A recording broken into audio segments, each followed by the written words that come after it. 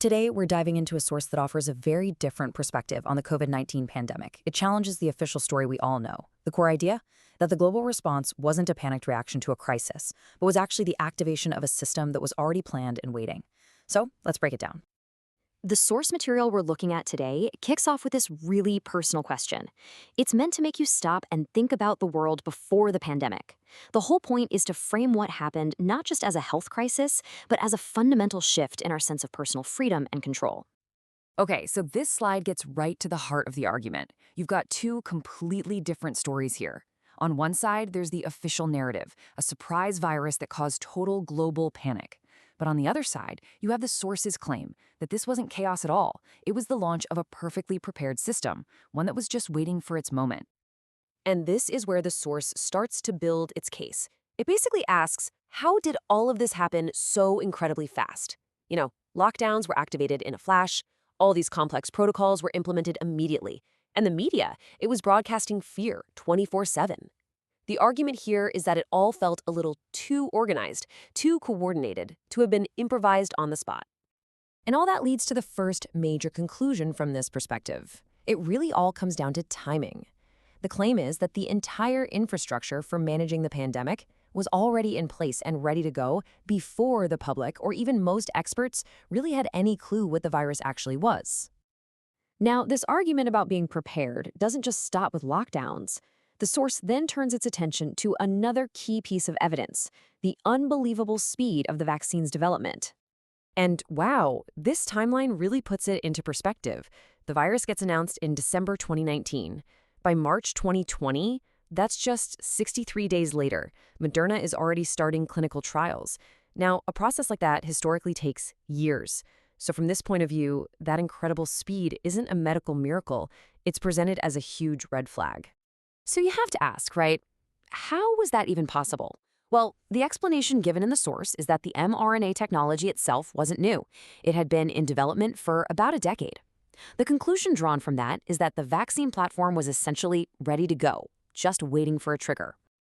This brings us to the question of motive. This is where the source brings in a powerful financial angle.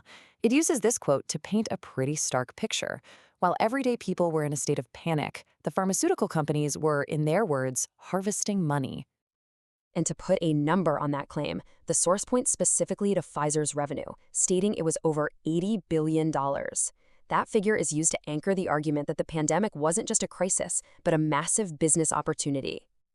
And it wasn't just one company. The source adds that Moderna's stock value also went through the roof, which reinforces this idea of a huge financial windfall for the key players in the vaccine race.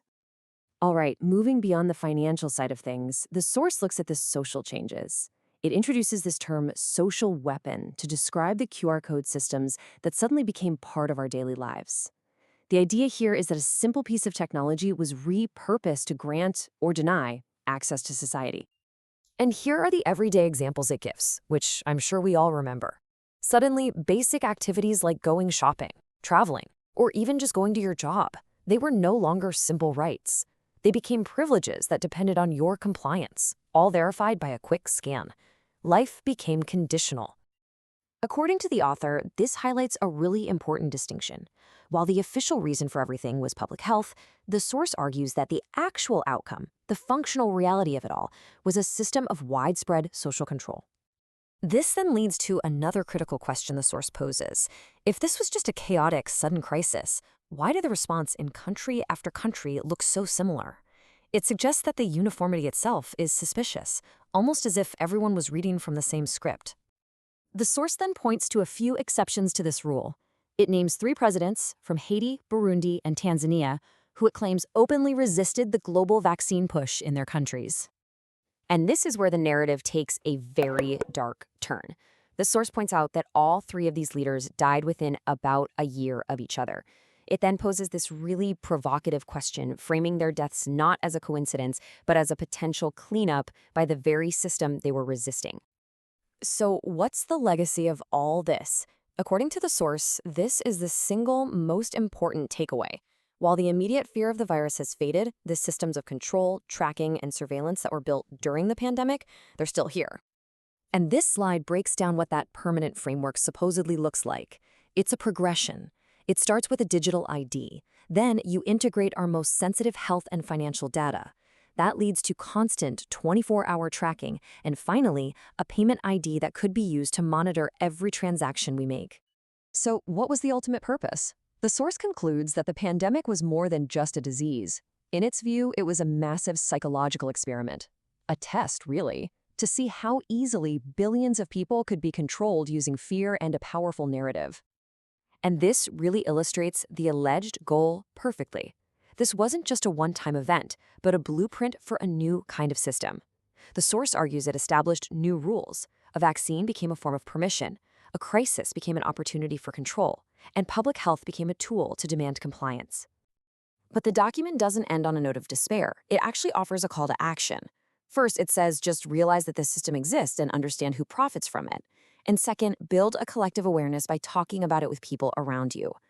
The argument is that this kind of system can only function if most people remain unaware. And that brings us to the end. The source we've looked at presents a really challenging alternative view of the past few years. It leaves us with a final, crucial question to think about. When all the dust settles from a global crisis, what is truly left behind? Is it resilience? Or is it a new kind of control?